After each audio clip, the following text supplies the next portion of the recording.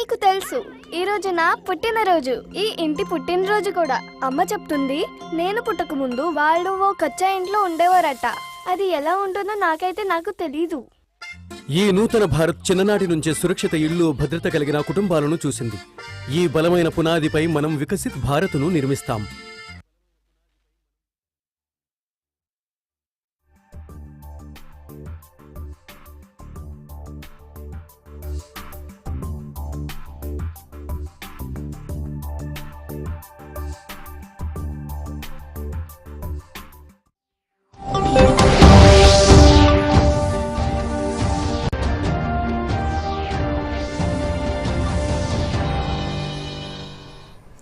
నమస్కారం, వార్తలకు స్వాగతం. ముందుగా ముఖ్యాంశాలు. అఖిలపక్షాల పార్లమెంటరీ బృందాలతో ప్రధాని మోదీ భేటీ. BJP MP Ravishankar Prasad, Baijayant Panda, Congress MP Shashi Tharoor తదితరులు హాజరు. సుపరిపాలనతో దేశం అభివృద్ధి చెందాలన్నదే ప్రధాన లక్ష్యమన్న ధర్మేంద్ర ప్రధాన్. గత 11 ఏళ్లలో దేశాభివృద్ధికి సాహసోపేత నిర్ణయాలు మోదీ తీసుకున్నారని వెల్లడి. వికసిత్ భారత్ కా అమృత్ కాల్ ఫోటో ఎగ్జిబిషన్ ప్రారంభించిన కేంద్ర మంత్రి. ఢిల్లీలో కొనసాగుతున్న ముఖ్యమంత్రి రేవంత్ రెడ్డి పర్యటన. కొత్త మంత్రులకు శాఖల కేటాయింపులపై హైకమాండ్తో చర్చ. భట్టి విక్రమార్క, ఉత్తమ్కు అధిష్టానం నుంచి పిలుపు. ప్రపంచవ్యాప్తంగా జరిగిన ఉగ్ర ఘటనలకు పాక్కు సంబంధాలున్నాయన్న జయశంకర్. ఉగ్రవాదాన్ని ప్రపంచ సమస్యగా గుర్తించాలని ఐరోపా దేశాల పర్యటనలో వెల్లడి.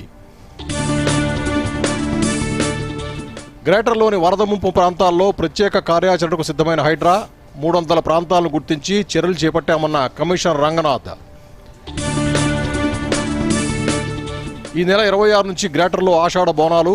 ఉత్సవాల నిర్వహణకు 20 కోట్ల రూపాయల కేటాయింపు. ఏర్పాట్లను సమీక్షించిన మంత్రులు పొన్నం ప్రభాకర్, సురేఖ. రాష్ట్ర వ్యాప్తంగా మరో 3 రోజుల పాటు వర్షాలు కురిసే అవకాశం. పలు జిల్లాలకు హెచ్చరికలు జారీ చేసిన వాతావరణ కేంద్రం.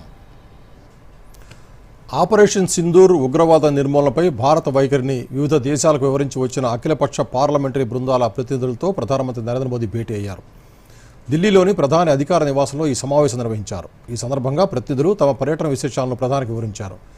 బీజేపీ ఎంపీలు Ravishankar Prasad, Baijayant Panda, Congress MP Shashi Tharoor, DMK MP Kanimozhi, Shiv Sena MP Shrikant Shinde, JDU MP Sanjay Kumar Jha, NCP SP MP Supriya Sule నేతృత్వంలోని అఖిలపక్ష పార్లమెంటరీ బృందాలు ఆయా దేశాల్లో పర్యటించి పాకిస్తాన్ తీరును ఎండగట్టారు.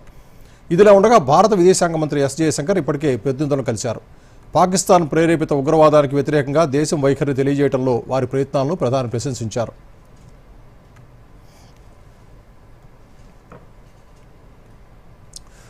ప్రధానమంత్రి నరేంద్ర మోదీ పాలన 11 ఏళ్లు పూర్తి చేసుకుని 12వ ఏడాదిలోకి అడుగుపెట్టింది. నరేంద్ర మోదీ 11 ఏళ్ల పాలనపై హైదరాబాద్లోని బీజేపీ రాష్ట్ర కార్యాలయంలో ఫోటో ఎగ్జిబిషన్ ఏర్పాటు చేశారు. వికసిత్ భారత్ కా అమృత్ కాల్ పేరుతో ఏర్పాటు చేసిన ఫోటో ఎగ్జిబిషన్ను కేంద్ర మంత్రి ధర్మేంద్ర ప్రధాన్ ప్రారంభించారు. మోదీ సంక్షేమ పథకాలు, అభివృద్ధి, సాహసోపేతమైన నిర్ణయాలు ప్రతిబింబిస్తూ ఎగ్జిబిషన్లో బ్యానర్లు, ఫోటోలు ఏర్పాటు చేశారు. ఈ సందర్భంగా కేంద్ర మంత్రి మీడియాతో మాట్లాడారు. సుపరిపాలన ద్వారా దేశం అభివృద్ధి చెందాలన్నదే ప్రభుత్వ లక్ష్యమన్నారు. దేశంలో ఇప్పుడు పటిష్టమైన రక్షణ వ్యవస్థ ఉందన్నారు. పెహల్గాం ఉగ్రదాడిపై ప్రతిస్పందన విజయవంతమైనందుకు దేశం సంబరాలు చేసుకుంటోందని చెప్పారు. మోదీ నేతృత్వంలోని ప్రభుత్వం సమాజ అభివృద్ధికి, మహిళా సంక్షేమం, రాష్ట్రాల ప్రగతి, గ్రామీణాభివృద్ధి, వ్యవసాయ ప్రగతికి అంకితమైందన్నారు. ప్రభుత్వం ఆర్థిక వ్యవస్థను బలోపేతం చేసిందని, దేశం స్వయం సమృద్ధి సాధిస్తోందని ఆయన అన్నారు. Just now we have released a booklet of 11 years performance. Lakshya aim is Vikasit Bharat, and we all are in Amrit Kal. And since last 11 years, through seva, through service, through good governance, Susasan, and a welfare government, आज भारत सशक्त हुआ है, जिसकी सर्वांगीण, सर्वस्पर्शी तथा समावेश विकास पिछले 11 साल की चरित्र रहा है. ప్రధానమంత్రి నరేంద్ర మోదీ పాలనలో దేశం అన్ని రంగాల్లో ముందుకెళ్తోందని కేంద్ర మంత్రి కిషన్ రెడ్డి అన్నారు. ప్రస్తుతం అభివృద్ధిలో దూసుకుపోతూ యావత్ ప్రపంచాన్ని ఆకర్షిస్తోందన్నారు. ఎన్డీఏ ప్రభుత్వం 11 ఏళ్ల పాలన విజయవంతంపై దేశవ్యాప్తంగా బీజేపీ 11 ఏళ్ల సేవ పేరుతో కార్యక్రమాలు నిర్వహిస్తోంది. ఇందులో భాగంగా ఆంధ్రప్రదేశ్ రాష్ట్రంలోని విజయవాడలో ఏర్పాటు చేసిన కార్యక్రమానికి కేంద్ర మంత్రి కిషన్ రెడ్డి ముఖ్య అతిథిగా హాజరయ్యారు. ఈ సందర్భంగా ఆయన మాట్లాడుతూ మోదీ పాలనలో 4వ అతిపెద్ద ఆర్థిక వ్యవస్థగా భారత్ అవతరించిందన్నారు. మోదీ పాలనపై ఒక్క అవినీతి ఆరోపణ కూడా రాలేదన్నారు. పన్నుల్లో సమగ్ర మార్పులు తీసుకొచ్చామని, రాష్ట్రాలకు కేంద్రం అన్ని రకాలుగా సహాయం చేస్తుందని, రాష్ట్రాలు బలపడేలా కేంద్రం నిర్ణయాలు తీసుకుంటుందని కేంద్ర మంత్రి కిషన్ రెడ్డి తెలిపారు. నేడు మోడీ గారి నాయకత్వంలో సేవ, సుపరిపాలన, పేదలు, అణగారిన వర్గాలకు పెద్దపీట వేస్తూ ఈరోజు 11 సంవత్సరాలుగా పరిపాలన చేస్తా ఉన్నాం. ముఖ్యంగా 4 సెక్టార్స్ను నరేంద్ర మోడీ గారి ప్రభుత్వం మరి దృష్టిలో పెట్టుకొని పనిచేస్తూ ఉంది. ఈరోజు భారతదేశము జపాన్ లాంటి దేశాన్ని కూడా అధిగమించి ప్రపంచంలో 4వ అతిపెద్ద ఆర్థిక వ్యవస్థగా ఈరోజు భారతదేశం అవతరించింది. ఉగ్రవాదం అనే దానిని ప్రపంచ సమస్యగానే చూడాలి కానీ అది ద్వైపాక్షిక అంశం కాదని విదేశాంగ మంత్రి ఎస్ జయశంకర్ వెల్లడించారు. చరిత్రను పరిశీలిస్తే ప్రపంచవ్యాప్తంగా జరిగిన ఉగ్ర ఘటనలకు పాక్తో సంబంధాలు బయటకు వచ్చాయన్నారు. వారం రోజుల పాటు ఐరోపా దేశాల పర్యటనలో భాగంగా ఆయన బెల్జియం, లక్సంబర్గ్లో భారత సంతతి ప్రజలను ఉద్దేశించి ప్రసంగిస్తూ ఈ వ్యాఖ్యలు చేశారు. పెహల్గాం ఉగ్రదాడి తర్వాత జరిగిన ఆపరేషన్ సింధూర్పై ఆయన మాట్లాడుతూ ఉగ్రవాదం ఫలానా దేశానికే పరిమితం అని అనుకోవద్దన్నారు. మీడియా కూడా పక్షపాత ధోరణికి ఎప్పుడూ అతీతంగా ఉండలేదని, సాధారణంగా భారత్ పాకిస్తాన్ సమస్యను ద్వైపాక్షికంగా లేదా Kashmir అంశంగానే చూపుతోందన్నారు.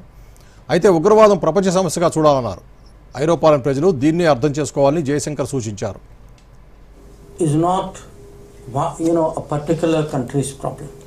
Don't look at this because often, the media which is not always free of bias tends to present it saying, there is an India-Pakistan issue or, this is about Kashmir. This is about terrorism. It is about a challenge which I told him, I said, look, it could be me today, it could be you tomorrow, it could be somebody else. Terrorism happens here, but no European country or no neighbor of a European country does terrorism as a declared policy of their. ఉత్తరాఖండ్లోని డెహ్రాడూన్లో జరిగిన జాతీయ భద్రతా ఉగ్రవాదం కార్యక్రమానికి రక్షణ మంత్రి రాజ్నాథ్ సింగ్ హాజరయ్యారు. ఈ సందర్భంగా మంత్రి మాట్లాడుతూ గత 11 ఏళ్లలో ప్రధాని నరేంద్ర మోదీ నేతృత్వంలో భారత భద్రతా వ్యవస్థ అభివృద్ధి చెందినట్టు చెప్పారు. ఈ మార్పును పెహల్గాంలో జరిగిన దాడికి ప్రతిస్పందనగా నిర్వహించిన ఆపరేషన్ సింధూర్ సమయంలో ప్రపంచం చూసిందని వివరించారు. ఆర్టికల్ 370 రద్దు తర్వాత జమ్మూ కశ్మీర్లో శాంతి, పురోగతి యుగం ప్రారంభమైందన్నారు. పాకిస్తాన్ ఎన్ని ప్రయత్నాలు చేసినా కశ్మీర్ అభివృద్ధిని ఆపలేకపోయిందని పేర్కొన్నారు. ఉదంపూర్, శ్రీనగర్, బారాముల్లా రైల్వే లింక్ దీనికి ఉదాహరణని తెలిపారు. త్వరలో పీఓకే కూడా భారత్లో భాగమవుతుందని రాజ్నాథ్ సింగ్ ధీమా వ్యక్తం చేశారు. ఉగ్రవాదం లేనప్పుడే ప్రపంచ శాంతి, పురోగతి సాధ్యమని పిలుపునిచ్చారు. विकास का पहिया रोक नहीं पाया है, कोशिश है उसकी लेकिन रोक नहीं पाया है. आज हम कश्मीर में उधमपुर, श्रीनगर, बारामूला रेलवे लिंक जैसी परियोजनाओं को साकार होते हुए देख रहे हैं. यह रेलवे लाइन नहीं, लगभग 120 वर्षों में पल रही एक अधूरी जम्मू कश्मीर वासियों की उम्मीद थी और यह सपना अब साकार हो गया है. आपने देखा होगा कि अभी हाल में ही हमारे प्रधानमंत्री जी ने उसका लोकार्पण किया है. साथियों, जैसे यह सपना साकार हुआ है वैसे ही वह दिन भी दूर नहीं है जब पूरा कश्मीर भी एक होगा. पूरा नहीं समझे, वह दिन दूर नहीं जब पूरा कश्मीर एक होगा. గత 11 ఏళ్లలో ప్రధానమంత్రి నరేంద్ర మోదీ నాయకత్వంలో భారత రక్షణ రంగం అసాధారణ పురోగతి సాధించింది. Atmanirbhar Bharat, make in India కార్యక్రమాలు దేశ రక్షణ సామర్థ్యాన్ని బలోపేతం చేస్తూ స్వదేశీ తయారీని పెంచాయి. ఈ రంగంలో సంస్కరణలు, ఎగుమతులు, ఉద్యోగ అవకాశాలు భారత్ను ప్రపంచ రక్షణ శక్తిగా మార్చాయి. భారత్ ప్రపంచంలోనే అతిపెద్ద ఆయుధ దిగుమతి దేశం నుంచి అత్యాధునిక సైనిక సాంకేతికత ఎగుమతి దేశంగా ఎలా ఎదిగిందో దూరదర్శన్ యాదగిరి ప్రత్యేక కథనంలో ఇప్పుడు చూద్దాం. 2014 నుంచి మోదీ ప్రభుత్వం make in India, Atmanirbhar Bharat Abhiyan ద్వారా స్వయం సమృద్ధిని ప్రోత్సహించింది. ఈ కార్యక్రమాలు స్వదేశీ ఆయుధ తయారీని పెంచడం, విదేశీ దిగుమతులపై ఆధారపడటాన్ని తగ్గించడమే లక్ష్యంగా పెట్టుకున్నాయి. ఈ లక్ష్యం సాధించేందుకు విధానాలు, పరిశ్రమ, సేకరణ, రక్షణ రంగ బడ్జెట్ పెంపు, సంస్కరణలతో రక్షణ వ్యవస్థ చారిత్రక మార్పు దిశగా ముందుకెళ్తున్నాయి. Hindustan aeronautics limited, Bharat electronics లాంటి ప్రభుత్వ రంగ సంస్థల ఆధ్వర్యంలో భారత రక్షణ పరిశ్రమ ఉండేది. ప్రస్తుతం ప్రైవేట్ కంపెనీలు కూడా భాగమయ్యి రక్షణ రంగంలో అనేక మార్పులు తోడయ్యాయి. అంతర్జాతీయ స్థాయిలో భారత రక్షణ రంగ ఉత్పత్తులకు డిమాండ్ పెరగడం, నూతన మార్కెట్స్ ఏర్పాటు కావడం జరుగుతోంది. తద్వారా రక్షణ రంగంలో సామర్థ్యం పెరగడంతో పాటు ఉపాధి అవకాశాలు మెరుగయ్యాయి. ప్రస్తుతం 2024-25 ఏడాదిలో 238 బిలియన్ రూపాయల బడ్జెట్తో DRDO క్షిపణులు, యుద్ధ విమానాలు, ట్యాంకులలో ఆవిష్కరణలు చేస్తోంది.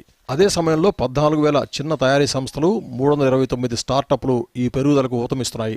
స్వదేశీ రక్షణ ఉత్పత్తి 2014లో 46,429 కోట్ల రూపాయల నుంచి 2025 నాటికి 127,434 కోట్ల రూపాయలు చేరి 174% వృద్ధి నమోదైంది. ఆత్మనిర్భర్ భారత్ విజన్ దేశ జాతీయ భద్రతను బలోపేతం చేస్తోంది. రక్షణ ఎగుమతులు కూడా గణనీయంగా పెరిగాయి. 2014లో 1,941 కోట్ల రూపాయలుగా ఉన్న ఎగుమతులు 2024 నాటికి 23,662 కోట్ల రూపాయలు చేరి 1,100% పెరుగుదల సాధించాయి. ఇప్పుడు భారత్ 100కు పైగా దేశాలకు రక్షణ ఉత్పత్తులను ఎగుమతి చేస్తూ ప్రపంచంలో 5వ అతిపెద్ద రక్షణ ఎగుమతిదారుగా నిలిచింది. 2024లో 19,518 కోట్ల రూపాయల బ్రహ్మోస్ క్షిపణి ఒప్పందం నౌకాదళ యుద్ధ సామర్థ్యాన్ని మరింత బలోపేతం చేసింది. అలాగే దేశ రక్షణకు అవసరమైన మిస్సైల్స్, జెట్ ఫైటర్స్ లాంటివి భారత్ దిగుమతి చేసుకుంటోంది. ఎన్డీఏ పాలనలో ఉత్తరప్రదేశ్, తమిళనాడులో 50,083 కోట్ల రూపాయలతో రక్షణ కారిడార్లు ఏర్పాటయ్యాయి. ఇవి స్వదేశీ రక్షణ తయారీ సామర్థ్యాన్ని విస్తరిస్తున్నాయి. ఐడెక్స్ కార్యక్రమం ద్వారా 1000కి పైగా రక్షణ స్టార్టప్లు ప్రోత్సహించారు. సాంకేతిక ఆవిష్కరణలు కూడా వేగం పుంజుకున్నాయి. 117కు పైగా AI ఆధారిత ప్రాజెక్టులు, 31 MQ-9B డ్రోన్ల సమీకరణ రక్షణ రంగాన్ని భవిష్యత్తుకు సిద్ధం చేస్తున్నాయి. LCA తేజస్ విమానం, బ్రహ్మోస్ క్షిపణులు, ఆకాశ్ NG వంటి స్వదేశీ ఆయుధ వ్యవస్థలు భారత సామర్థ్యాన్ని ప్రపంచానికి చాటుతున్నాయి.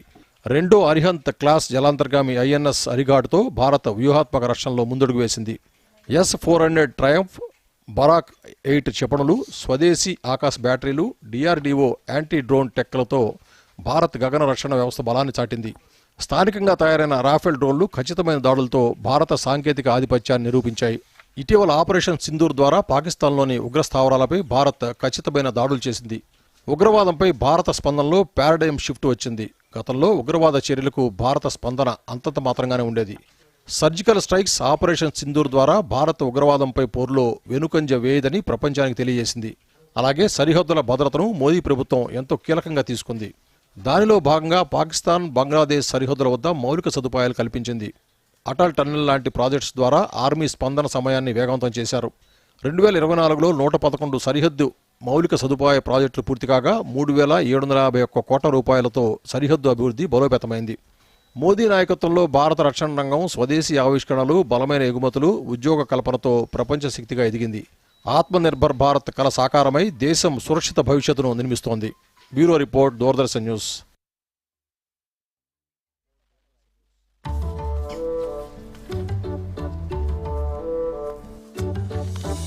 ఆగు!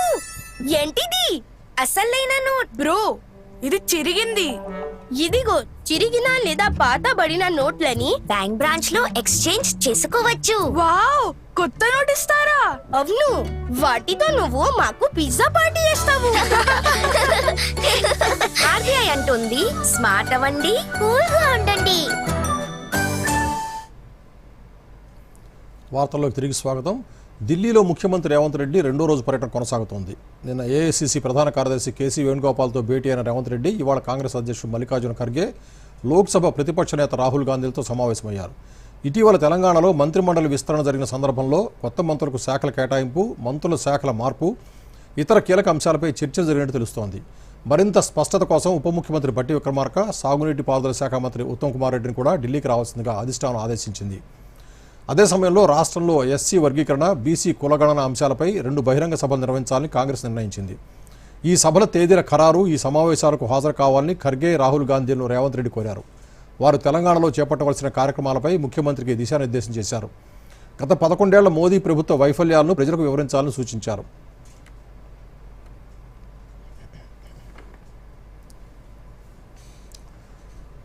రాష్ట్రంలోని విద్యుత్ ఉద్యోగుల కుటుంబాలకు భద్రత కల్పించేందుకు ₹1 కోటి ప్రమాద బీమా పథకాన్ని అమలు చేస్తూ ఎస్బీఐతో ఒప్పందం కుదుర్చుకున్నట్లు ఉప ముఖ్యమంత్రి భట్టి విక్రమార్క తెలిపారు. ఈ పథకం రాష్ట్రంలోని 50,000 మంది విద్యుత్ ఉద్యోగులకు వర్తిస్తుందని ఆయన పేర్కొన్నారు. ఈ ఒప్పందం సందర్భంగా డిప్యూటీ సీఎం మాట్లాడుతూ విద్యుత్ ఉద్యోగులు రాత్రి పగలు శ్రమించడమే కాకుండా ప్రకృతి విపత్తుల్లో ప్రాణాలను రిస్క్ చేస్తూ విధులు నిర్వహిస్తున్నారని పేర్కొన్నారు. అందుకే వారి కుటుంబాల సంక్షేమం కోసం ఈ బీమా పథకాన్ని ప్రవేశపెట్టామని చెప్పారు. ఈ ఒప్పందం ఉద్యోగుల్లో ఆత్మవిశ్వాసాన్ని నమ్మకాన్ని పెంచుతుందని చెప్పారు. కాగా రాష్ట్రంలో 2030 నాటికి 20,000 మెగావాట్ల గ్రీన్ ఎనర్జీ ఉత్పత్తి లక్ష్యంగా విద్యుత్ శాఖ కృషి చేస్తోందని తెలిపారు.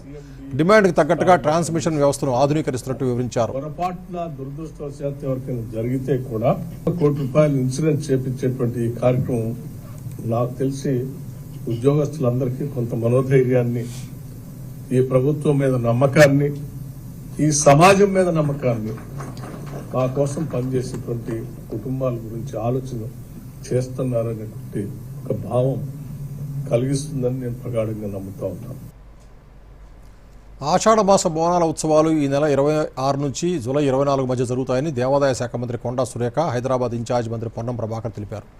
ఉత్సవాల ఏర్పాట్లపై సంబంధిత శాఖల అధికారులు, దేవాలయాల కమిటీలతో మంత్రులు సమీక్ష నిర్వహించారు. ఈ సందర్భంగా మంత్రులు మాట్లాడుతూ ఉత్సవాల నిర్వహణ కోసం ప్రభుత్వం 20 కోట్ల రూపాయలు మంజూరు చేసిందని తెలిపారు.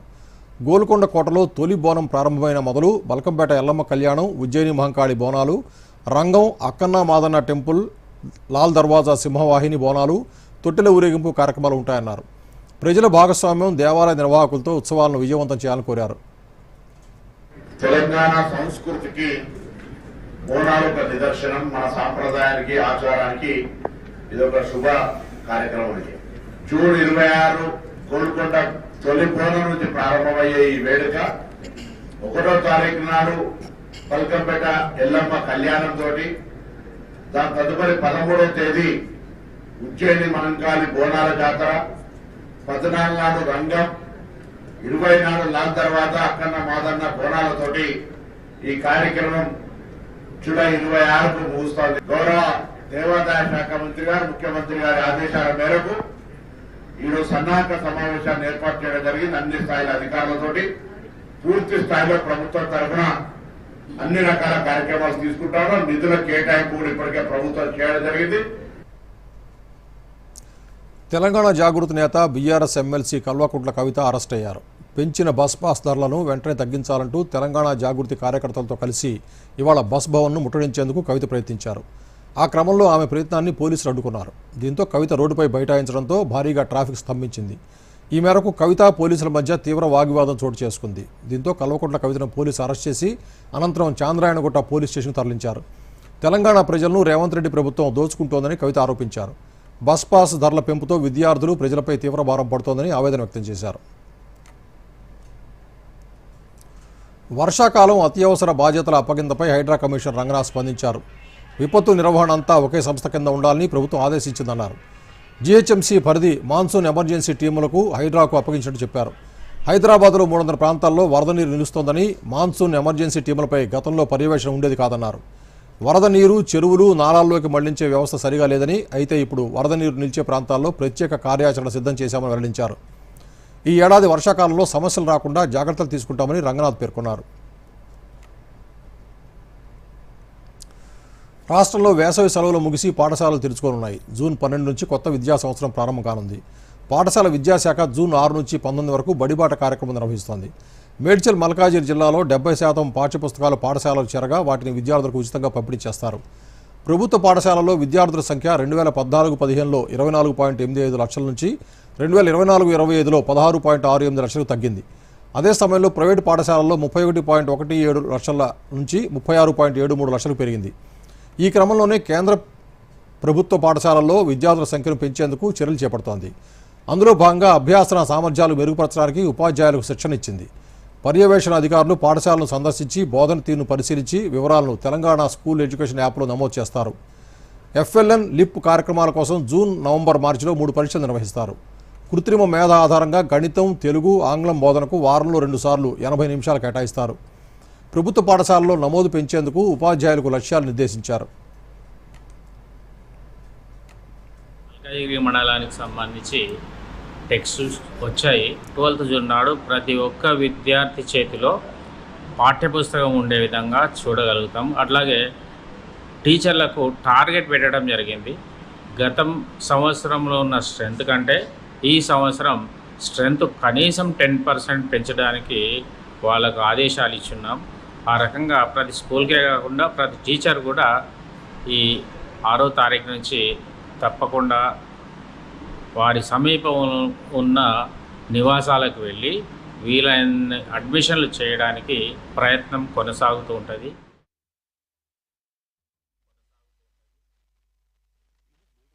ప్రధాని మోదీ ఎర్రకోట నుంచి శుభ్రత గురించి మాట్లాడినట్టు నేను 5 ఏళ్ల వయసులో ఉన్నప్పుడు విన్నాను. తరువాత పాఠశాలలో మా టీచర్ శుభ్రత ఎంత ముఖ్యమో చెప్పింది. ఇప్పుడు ఆ శుభ్రతే నా అలవాటు అయ్యింది. చిన్ననాటి నుంచే ఈ నూతన భారత్ శుభ్రతను జీవన శైలిగా చేసుకుంది. ఈ అమృతతరం మన వికసిత్ భారత్ను సాకారం చేస్తుంది. వార్తల్లోకి తిరిగి స్వాగతం. జూబ్లీహిల్స్ ఎమ్మెల్యే మాగంటి గోపీనాథ్ ఎన్నిక చెల్లదంటూ దాఖలైన పిటిషన్లపై తెలంగాణ హైకోర్టు విచారణ ముగించింది. నామినేషన్ సందర్భంగా గోపీనాథ్ ఎన్నికల అఫిడవిట్లో తప్పుడు సమాచారం ఇచ్చారని కాంగ్రెస్ నేత అజరుద్దీన్, నవీన్ యాదవ్ వేరువేరుగా పిటిషన్లు దాఖలు చేశారు.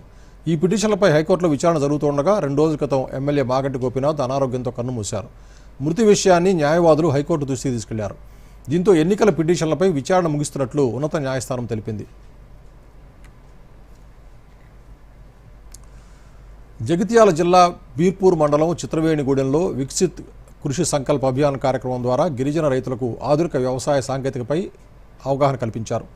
కేంద్ర వ్యవసాయ రైతు సంక్షేమ మంత్రిత్వ శాఖ ఆధ్వర్యంలో జూన్ 29 నుంచి జూన్ 12 వరకు ఈ కార్యక్రమం జరగనుంది. ప్రొఫెసర్ జయశంకర్ తెలంగాణ వ్యవసాయ విశ్వవిద్యాలయం సహకారంతో రైతులకు ఆధునిక సాంకేతికత, పంటల యాజమాన్యం, తెగుళ్లు, చీడపీడల నివారణ, ఎరువుల వాడకం, నేల సంరక్షణ, నాణ్యమైన విత్తన ఎంపిక, ఆయిల్ పామ్, నూనె గింజలు, పప్పు దినుసులు, కూరగాయల సాగు, మార్కెటింగ్, కేంద్ర ప్రభుత్వ పథకాల గురించి వివరించారు. కార్యక్రమ కోఆర్డినేటర్ డాక్టర్ పద్మజ, జిల్లా వ్యవసాయ అధికారి భాస్కర్ దూరదర్శన్తో మాట్లాడుతూ ఈ కార్యక్రమం ద్వారా 15 రోజుల పాటు దేశవ్యాప్తంగా 700 జిల్లాల్లో 1.5 కోట్ల మంది రైతులకు వ్యవసాయ సేవలపై అవగాహన కల్పిస్తున్నామన్నారు. పంటల ఉత్పత్తి పెంచేందుకు తక్కువ పెట్టుబడితో అధిక దిగుబడి సాధించే విధానాలు, పంట మార్పిడి, ఎరువుల వినియోగం, నేల సంరక్షణ, నాణ్యమైన విత్తనాలు, కేంద్ర ప్రభుత్వ పథకాల గురించి రైతులకు వివరించామన్నారు. రైతు మారుతి ఈ కార్యక్రమం వల్ల తమకు ఆధునిక వ్యవసాయ పద్ధతులపై స్పష్టత వచ్చిందని తెలిపారు. పంటల కార్యక్రమంపై సలహాలు, సూచనలు వివరించడం జరిగింది. అదేవిధంగా నూనె గింజల పంటలను ఈ రాష్ట్రంలో ఎక్కువ మొత్తంలో కల్టివేట్ చేయాలని, సాగు చేసి రైతులు అధిక ఆదాయం పొందాలని కూడా వివరించడం జరిగింది. అదేవిధంగా విత్తనోత్పత్తి చేసినట్లయితే రైతులకు అధిక ఆదాయం వస్తుందని వివరించారు.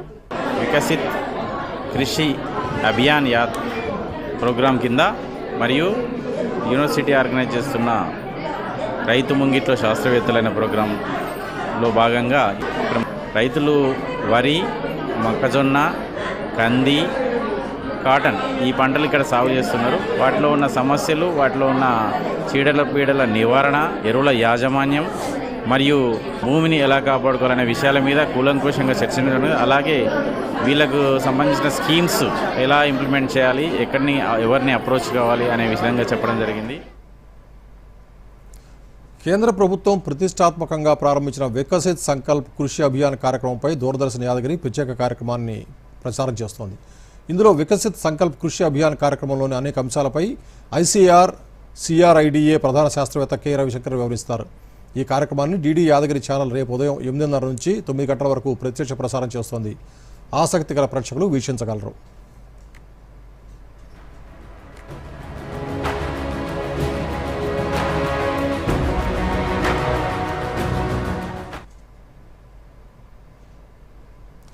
సూర్యాపేట జిల్లాలో వికసిత్ కృషి సంకల్ప అభియాన్లో భాగంగా గడ్డిపల్లి కృషి విజ్ఞాన కేంద్రం రైతులకు సహజ వనరులకు ఎరువులుగా మార్చే విధానంపై అవగాహన కల్పించింది. Indian institute of rice research శాస్త్రవేత్త డాక్టర్ గోపీనాథ్ పంట మార్పిడి ద్వారా భూసారం పెంచే పద్ధతులను వివరించారు. కేవీకే శాస్త్రవేత్త కిరణ్ సులభమైన భూసార పరీక్షల గురించి తెలిపారు. సేంద్రియ ఎరువులు, పచ్చి రొట్ట వినియోగం, క్రిమి సంహారక మందుల నియంత్రణపై రైతులకు చైతన్యం కల్పించారు. ఈ కార్యక్రమం ద్వారా కొత్త విషయాలు తెలిసాయని రైతులు ధరావత్ వెంకన్న, ధరావత్ వీకే నాయక్ తెలిపారు. So today we are conducting a farmers mela with respect to VKC program. What we are trying to do is that we are planning to promote our new technologies for farmers like soil testing kit and then newly developed varieties from our Indian Institute of Rice Research, and then we are focusing on a different package of practices to be followed in a rice cropping system. Viksit కృషి సంకల్ప అభియాన్ అనే కార్యక్రమం మహబూబ్నగర్ జిల్లా ప్రజలు నరేంద్ర మోదీ నేతృత్వంలోని NDA ప్రభుత్వం 11 ఏళ్ల పాలనలో సాధించిన సంక్షేమ, అభివృద్ధి కార్యక్రమాలపై సంతోషం వ్యక్తం చేస్తున్నారు. జిల్లాకు చెందిన కిరణ్ కుమార్ రెడ్డి మాట్లాడుతూ మోదీ ప్రజల సంక్షేమం, అభివృద్ధి కోసం నిరంతరం కృషి చేస్తున్నారన్నారు. దేశాన్ని ప్రపంచంలో 4వ అతిపెద్ద ఆర్థిక వ్యవస్థగా మార్చిన ఘనత మోదీదేనని పేర్కొన్నారు. అలాగే కోయిలకొండ మండలానికి చెందిన కరుణాకర్ రెడ్డి మాట్లాడుతూ దేశ శక్తి సామర్థ్యాలను ప్రపంచ వేదికపై చాటినందుకు మోదీని ప్రశంసించారు. 11 ఏళ్ల క్రితం అంతా శూన్యం. భారతదేశం అంటే ఇంకా అభివృద్ధి చెందుతున్న దేశం అనే మాట్లాడుకునే వాళ్ళం. కానీ ఈరోజు మోదీ గారి పాలన లోపల దేశం 4వ అతిపెద్ద ఆర్థిక వ్యవస్థగా రూపుదిద్దుకున్నది. భారతదేశం కోసం భారతదేశమే తన కుటుంబంగా చేసుకొని అహర్నిశలు దాని గురించి అంటే ఒక్కరోజు కూడా సెలవు దినం లేకుండా కష్టపడుతున్నటువంటి వ్యక్తి, నిస్వార్థమైన వ్యక్తి నరేంద్ర మోడీ గారు అని చెప్పవచ్చు. గౌరవ ప్రధాని నరేంద్ర మోదీ ఈ దేశానికి చేస్తున్నటువంటి సేవలు, ఆపరేషన్ నిన్న మొన్నటి జరిగినటువంటి సింధూర్ కానీ, ఆయన చేస్తున్నటువంటి ప్రతి కార్యక్రమము దేశ భద్రత కోసమే తప్ప దేశంలో ఏది జరిగినా 14 నుంచి 2025 వరకు కూడా ప్రతి కార్యక్రమం పేదలను ఉద్దేశించుకునే ఈ దేశం జీడిపి కానీ అప్పుడు 2014 కన్నా ముందున్నటువంటిది ఇప్పుడున్నటువంటి పోల్చుకుంటే ప్రధానమంత్రికి చేస్తున్నటువంటి నరేంద్ర మోదీ గారు చాలా గొప్పగా పరిపాలిస్తున్నాడు ఈ దేశాన్ని. కర్ణాటక సర్కార్కు కాంగ్రెస్ అధిష్టానం కీలక సూచన చేసింది. కర్ణాటకలో మరోసారి కులగణన చేపట్టే అంశాన్ని పరిశీలించాలని సూచించింది. నిర్ణీత కాల పరిమితిలోగా తిరిగి కులగణన చేపట్టాలని సీఎం సిద్ధరామయ్యకు సూచించింది. ఈ మేరకు ఢిల్లీలో కాంగ్రెస్ జాతీయ అధ్యక్షుడు మల్లికార్జున ఖర్గే, ప్రతిపక్ష నేత రాహుల్ గాంధీ తదితరులతో Karnataka CM Siddaramaiah, deputy CM DK Shivakumar సహా పలువురు నేతలు సమావేశమై పలు అంశాలపై చర్చించారు. ఈ భేటీ అనంతరం కాంగ్రెస్ జాతీయ ప్రధాన కార్యదర్శి కేసీ వేణుగోపాల్ మీడియాతో మాట్లాడారు. కర్ణాటకలో పరిస్థితులపై సవివరమైన ఫలవంతమైన చర్చ జరిగిందన్నారు. తాము చర్చించిన ప్రధాన అంశాల్లో కులగణన ఒకటి అన్నారు. ఈ అంశంపై జూన్ 12న కర్ణాటక కేబినెట్ ప్రత్యేక సమావేశమై చర్చిస్తుందని తెలిపారు. కర్ణాటక ప్రభుత్వం చేపట్టిన కులగణన విధానాన్ని తాము సూత్రప్రాయంగా ఏకీభవిస్తున్నప్పటికీ లెక్కింపు ప్రక్రియకు సంబంధించి కొన్ని వర్గాల్లో ఆందోళనలు ఉన్నాయన్నారు. గతంలో చేపట్టిన కులగణన సమాచారం దాదాపు 10 ఏళ్ల క్రితాంది కనుక నిర్ణీత కాలపరిమితిలోగా తిరిగి కులగణన చేపట్టే అంశాన్ని పరిశీలించాలని కర్ణాటక సీఎంకు పార్టీ సూచించిందన్నారు. దీనిపై సీఎం సిద్ధరామయ్య మరిన్ని వివరాలను అందిస్తారని చెప్పారు. We all met together and discussed in detail.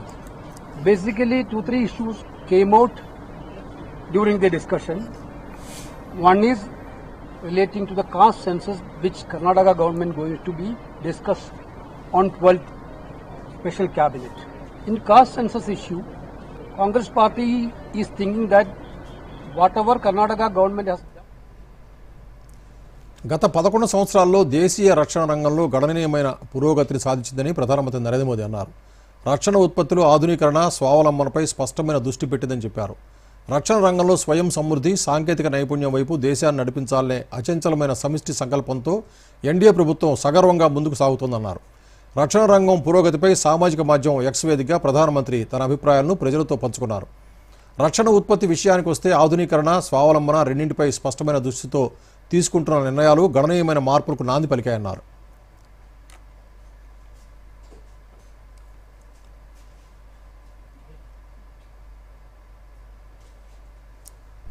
ద్రోణి ప్రభావంతో తెలంగాణలో 3 రోజుల పాటు భారీ వర్షాలు కురిసే అవకాశం ఉందని హైదరాబాద్ వాతావరణ కేంద్రం ప్రకటించింది.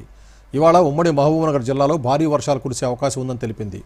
ఉమ్మడి ఆదిలాబాద్, నిజామాబాద్, ఖమ్మం, నల్గొండ, మెదక్, వరంగల్, హైదరాబాద్, రంగారెడ్డితో పాటు జగిత్యాల, రాజన్న సిరిసిల్ల జిల్లాల్లో తేలికపాటి నుంచి మోస్తరు వర్షాలు కురిసే అవకాశం ఉందని వెల్లడించింది. ఈరోజు జయశంకర్, భూపాలపల్లి, ములుగు, వికారాబాద్, మహబూబ్నగర్, వనపర్తి, జోగులాంబ, గద్వాల్ జిల్లాల్లో భారీ వర్షాలు కురిసే అవకాశం ఉందని పేర్కొంది. రేపు ఉమ్మడి మహబూబ్నగర్తో పాటు వికారాబాద్ జిల్లాలో భారీ వర్షాలు కురిసే అవకాశం ఉందని తెలిపింది. ఈ జిల్లాలకు వాతావరణ శాఖ ఎల్లో అలర్ట్ జారీ చేసింది. గంటకు 40 నుంచి 50 కిలోమీటర్ల వేగంతో ఈదురుగాలు వీచే అవకాశం ఉందని తెలిపింది. మరోసారి ముఖ్యాంశాలతో వార్తలు ముగిద్దాం. నమస్కారం. అఖిలపక్షాల పార్లమెంటరీ బృందాలతో ప్రధాని మోదీ భేటీ. BJP MP Ravishankar Prasad, Baijayant Panda, Congress MP Shashi Tharoor తదితరులు హాజరు. సుపరిపాలనతో దేశం అభివృద్ధి చెందాలన్నదే ప్రధాన లక్ష్యమన్న ధర్మేంద్ర ప్రధాన్. గత 11 ఏళ్లలో దేశాభివృద్ధికి సాహసోపేత నిర్ణయాలు మోదీ తీసుకున్నారని వెల్లడి. వికసిత్ భారత్ కా అమృత్ కాల్ ఫోటో ఎగ్జిబిషన్ ప్రారంభించిన కేంద్ర మంత్రి. ఢిల్లీలో కొనసాగుతున్న ముఖ్యమంత్రి రేవంత్ రెడ్డి పర్యటన, కొత్త మంత్రులకు శాఖల కేటాయింపులపై హైకమాండ్తో చర్చ. భట్టి విక్రమార్క, ఉత్తమ్కు అధిష్టానం నుంచి పిలుపు. ప్రపంచవ్యాప్తంగా జరిగిన ఉగ్ర ఘటనలకు పాక్కు సంబంధాలున్నాయన్న జయశంకర్ ఉగ్రవాదాన్ని ప్రపంచ సమస్యగా గుర్తించాలని ఐరోపా దేశాల పర్యటనలో వెల్లడి. గ్రేటర్లోని వరద ముంపు ప్రాంతాల్లో ప్రత్యేక కార్యాచరణకు సిద్ధమైన హైడ్రా 300 ప్రాంతాలను గుర్తించి చర్యలు చేపట్టామన్న కమిషనర్ రంగనాథ్. ఈ నెల 26 నుంచి గ్రేటర్లో ఆషాఢ బోనాలు ఉత్సవాల నిర్వహణకు 20 కోట్ల రూపాయలు కేటాయింపు. ఏర్పాట్లను సమీక్షించిన మంత్రులు పొన్నం ప్రభాకర్, సురేఖ. రాష్ట్ర వ్యాప్తంగా మరో 3 రోజుల పాటు వర్షాలు కురిసే అవకాశం. పలు జిల్లాలకు హెచ్చరికలు జారీ చేసిన వాతావరణ కేంద్రం. దూరదర్శన్ యాదగిరి వార్తలను ఇప్పుడు సోషల్ మీడియాలో కూడా చూడవచ్చు. యూట్యూబ్ అయితే డిడి న్యూస్ తెలంగాణ, ఎక్స్ వేదికగా అయితే DD news Telangana @DD Yadagiri news, Facebook అయితే డిడి న్యూస్ తెలంగాణలో చూసి సబ్స్క్రైబ్ చేసి లైక్ చేయండి, షేర్ చేయండి.